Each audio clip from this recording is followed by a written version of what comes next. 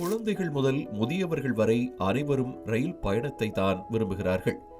நண்பர்களுடன், குடும்பத்துடன் என்றில்லாமல் தனியாக சென்றாலும் ரயில் பயண அனுபவம் சுகமானதே. இந்தியாவின் ரயில்வே துறை உலகிலேயே 3வது பெரிய ரயில்வே அமைப்பாகும். இந்தியாவில் 60,000 கிலோமீட்டருக்கும் மேற்பட்ட ரயில் பாதைகள் உள்ளன. சுமார் 7,500க்கும் மேற்பட்ட ரயில் நிலையங்கள் உள்ளன. கிட்டத்தட்ட ஒவ்வொரு நாளும் இந்தியாவில் சுமார் 2 கோடி மக்கள் ரயிலில் பயணம் செய்கிறார்கள்.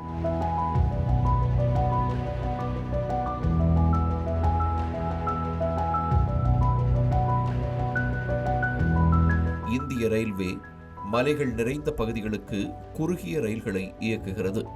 சுரங்கப்பாதைகள், மலைப்பாலங்கள் மற்றும் வளைவுகள் என இயற்கை காட்சிகளை ரசித்தபடியே பயணிப்பது ஓர் இனிய அனுபவமாகும்.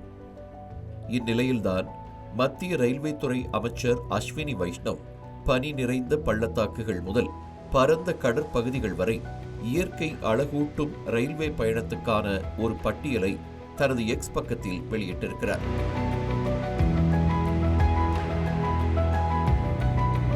ஜம்மு அண்ட் காஷ்மீரில் பனிகால் முதல் பாத்காம் வரையிலான பனி படர்ந்த பள்ளத்தாக்கை ஓர் அழகிய காட்சியாக விவரித்திருக்கும் அஸ்வினி வைஷ்ணவ், இந்த ரயில் பயணம் பெரும்பாலும் விசித்திர கதை சவாரி போல் உள்ளது என்றும் பயணம் முழுவதும் பிரமிக்க வைக்கும் காட்சிகளை காண முடிகிறது என்றும் கூறியிருக்கிறார். கோவாவில் சங்கேம் தாலுகாவில் அமைந்துள்ள இயற்கையின் அற்புதமான துத்சாகர் நீர்வீழ்ச்சியை கண்டுகளிக்கும் வகையிலான ரயில் பயணம் சிறந்த அனுபவமாக அமைகிறது என்றும் அஸ்வினி வைஷ்ணவ் தெரிவித்துள்ளார்.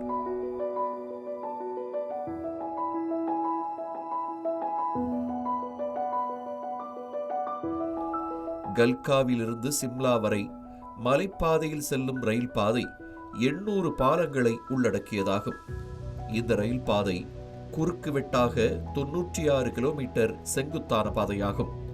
இதற்காகவே கின்னஸ் புத்தகத்தில் இந்த ரயில் பாதை இடம்பெற்றிருக்கிறது. இந்தியாவின் மிக அழகிய மலை ரயில் பாதைகளில் ஒன்றாக கருதப்படும் இந்த ரயில் பயணத்தையும் அஸ்வினி வைஷ்ணவ் குறிப்பிட்டிருக்கிறார். அடுத்ததாக நமோ பாரத் ரேபிட் ரயில் மூலம் தார் பாலைவனத்தின் துடிப்பான சாயல்கள் மற்றும் ரானின் வெள்ளை மணலை ரசிக்கலாம் என்று குஜராத்தின் கட்ச் ரயில் பயணத்தை அஸ்வினி வைஷ்ணவ் குறிப்பிட்டுள்ளார். 1908இல் ஆங்கிலேயர்களால் கட்டப்பட்ட நீலகிரி மலை ரயில் உள்ளூர் மக்களால் பொம்மை ரயில் என்றும் அழைக்கப்படுகிறது. இந்த ரயில் 115 ஆண்டுகள் பழமையான ரயிலாகும். இந்த ரயில் 2005ஆம் ஆண்டு முதல் யுனெஸ்கோ உலக பாரம்பரிய அந்தஸ்தையும் பெற்றிருக்கிறது. 46 கிலோமீட்டர் தூரம் ஓடும் இந்த ரயில் பாதை மேட்டுப்பாளையத்தில் உள்ள சமவெளிகளை குன்னூர் மலைப்பகுதிகளோடு இணைக்கிறது.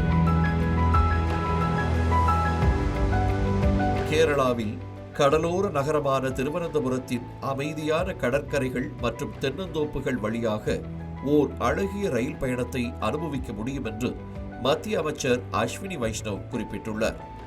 பசுமையான மலைகளின் கம்பீரமான அழகை கடந்து செல்வது மற்றும் ஜன்னல்களிலிருந்து அந்த இயற்கையான சூழலை காண்பது நிச்சயம் ஒரு சிறந்த காட்சி அனுபவமாகும்.